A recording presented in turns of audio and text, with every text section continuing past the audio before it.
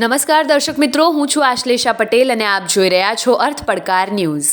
આપસા ગ્રામ પંચાયત મહિલા સરપંચ પદની જગ્યાએ પતિદેવ બેસીને પ્રજાજનો સાથે ગેરવર્તન કરતા.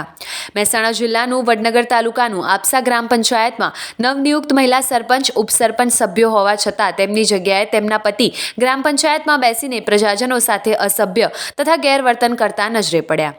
તેમાં ગામના નાગરિક તથા આર્મીના જવાનના દીકરાના આવકના દાખલા સહી કરવા માટે પંચાયત ગયા હતા, પરંતુ ત્યારે પંચાયતમાં મહિલા સરપંચ તથા ઉપસરપંચ તરીકેની જગ્યાએ તેમના પતિદેવ બેઠા હતા. તે સમયે ગામના આર્મીમેનના દીકરાને આવકના દાખલાને સહી કરવાની જગ્યાએ મહિલા સરપંચના પતિએ આર્મીમેન સાથે તુતારી કરી વાત કરી ને કહ્યું હતું કે ભલે ને મહિલા સરપંચ પદે હોય પણ તેમના પતિ જ પંચાયતમાં બેસે, જે તમારાથી થાય તે કરી લેવું, તેવું આપસા ગ્રામ પંચાયત મહિલા સરપંચના પતિએ કહ્યું હતું. અને આપસા ગામના આર્મીમેન રાજપૂત કિરીટસિંહ વધુ સરપંચ વિશે શું કહે છે તે સાંભળો. રિપોર્ટર જીગર પટેલ, વડનગર.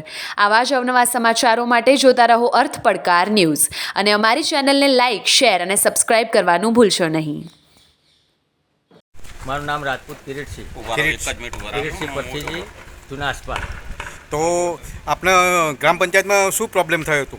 મારે હું છોકરાના કામથી સંદર્ભમાં ગયેલો ત્યાં સહી સિક્કા કરવા માટે, પણ જોયું તો લેડીઝ સરપંચ હતી પણ સરપંચ હતા નહીં, એમના ઘરવાળા સરપંચ હતા ત્યાં, અને ઉપસરપંચ લેડીઝ નહોતી, જેન્ટ્સ જ બેઠેલા હતા. બધા એમને જોયું, મારા જોડે પ્રૂફ છે, બધા બેઠેલા જ હતા, જેન્ટ્સ જ. તમે શીની સહી કરવા ગયા હતા? મારે દાખલો કઢાવો હતો આવકનો, એટલે સહી કરાવી હતી મારે તલાટી. ગયેલો. અને કેટલા વાગે ગયા હતા? 2 વાગે. 2 વાગે. હા. અને મીટિંગ ભરીને બેઠેલા, જે છીએ અમે જ છીએ, અમારા સિવાય બીજું કામ નહીં કરે, અમે જ કરશું. તો આગળની કાર્યવાહી શું કરવા માંગો છો? કાનૂન કાર્યવાહી થવી જોઈએ. લેડીઝ સરપંચ તો લેડીઝ જ આવી જોઈએ પંચાયતમાં, ઉપસરપંચ તો લેડીઝ જ આવી જોઈએ, સભ્ય લેડીઝ તો લેડીઝ જ આવવું જોઈએ, એમના ઘરવાળાની તાનાશાહી ના હોવી જોઈએ એમ.